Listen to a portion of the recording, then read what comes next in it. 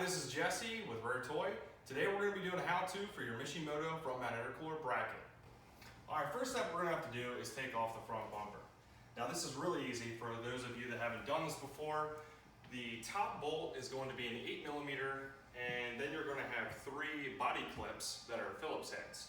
I recommend using a short stubby Phillips head screwdriver. That seems to work best for me.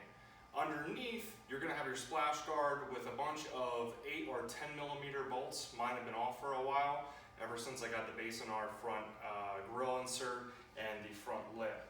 So yours might differ a little bit from mine, but for the most part, it's very simple.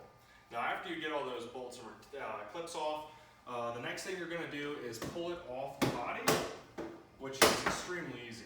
So you're going to want to take one side, and then move yourself around, kind of hold the front bumper, take the other one off, and then it's going to simply lay down.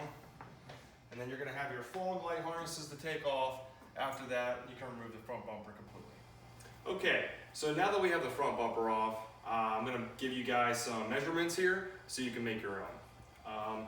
So the front top bolts and hangers for the Mishimoto front mount intercooler is going to be 20 inches from hanger to hanger. I used M8 125 bolts. That's the thread pattern that you're going to need to hang this from any bar that you make.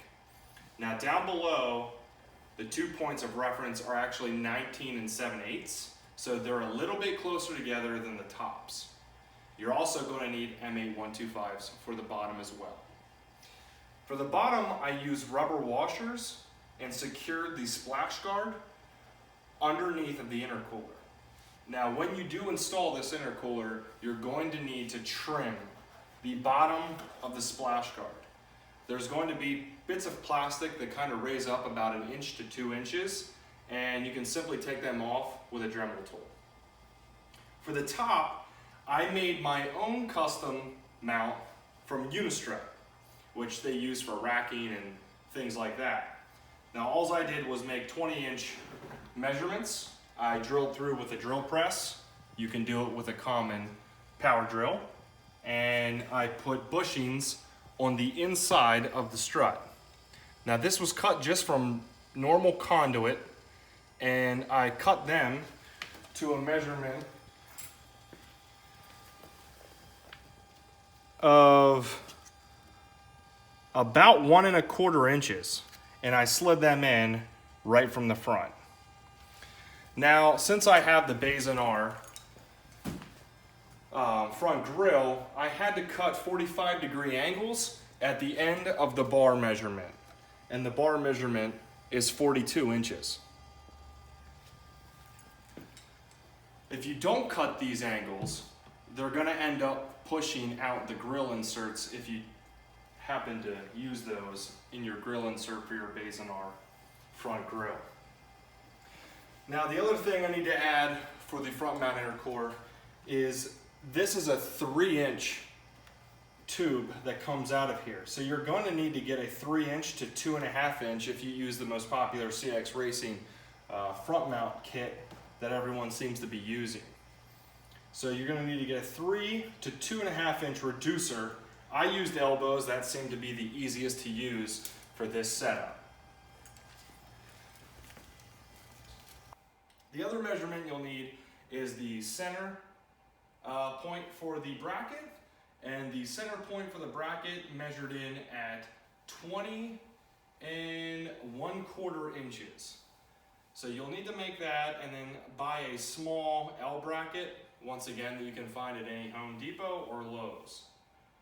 Now, doing this entire kit, really, it cost me probably less than $30 to $40, right around that area, which is way cheaper than buying a $300 JBR bracket kit that really doesn't fit that well. The bolts you'll need to fit in to the frame rail will already be there. They're a 14mm. I believe the bolt sizes for the M8 125s are a 12 or a 13mm. So other than that, the only thing else you'll need to do is trim the bottom splash guard here. There is a plastic that comes out about 1 inch to 2 inches, And you can simply remove that with a Dremel tool, hacksaw really. I would recommend using a Dremel tool with a plastic bit. So other than that, really, it's a pretty simple job as long as you can get your hands on some good steel that's sturdy. I haven't noticed any difference from switching out between the stock crash bar to switching over to what I've made. There isn't kind of any body roll or chassis issues that some people have brought up. This seems to work just fine. It fits very well inside the front bumper and fills the entire Bazenar front mouth, if that's what you're looking for.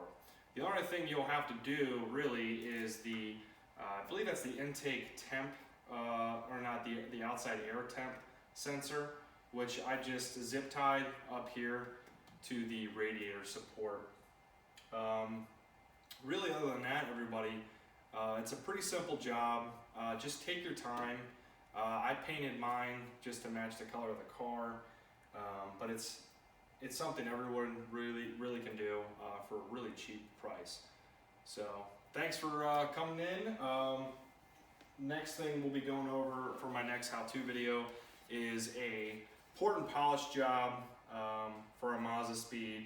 I've already started mine, really removing some material here and getting the most out of your OEM intake manifold.